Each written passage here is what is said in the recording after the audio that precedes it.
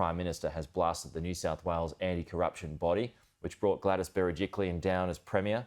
Scott Morrison is under fire for his failure to deliver a federal ICAC, which saw shambolic scenes triggered by one of his own. Caps off a messy week in Parliament after Labor accused the Prime Minister of losing control. A sit-in week ending much like it began, with the coalition in chaos. I take this decision very seriously to stand here today. Tasmanian Liberal MP Bridget Archer following through on her threat to cross the floor, backing a motion to suspend standing orders and bring on debate about an independent MP's bill for a Federal Integrity Commission. Is it perfect? Maybe not. Why don't we talk about it? It's why we're here. It's why we come here. It's the most important thing we do.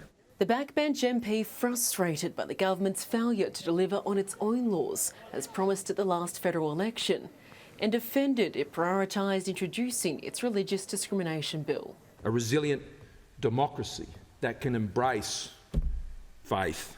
What should have been a simple vote about whether Helen Haynes' bill will go before the House turned into a debate about a debate.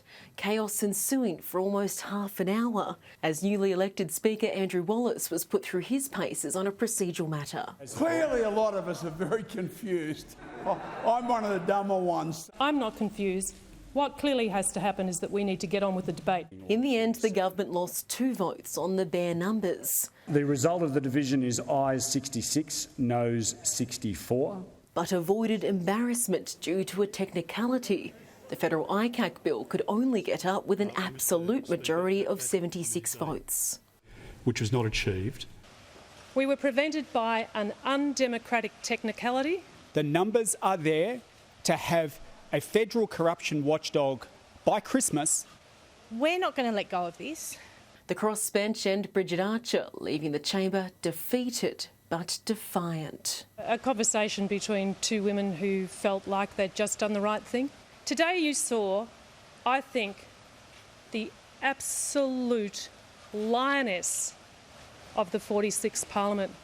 A lioness now left to face a political jungle and any fallout from breaking government ranks. The incident puts the Prime Minister under even more pressure as he heads into his final sitting week for the year. Hasn't the Prime Minister lost control of the House, lost control of his senators and lost control of his government? No.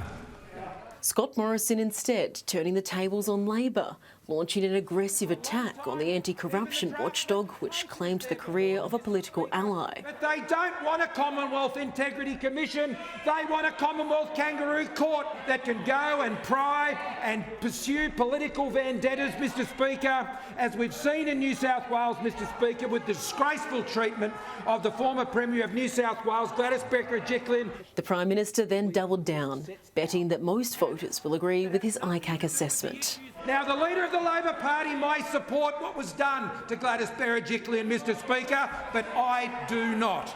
Andrea Crothers, Sky News, Canberra.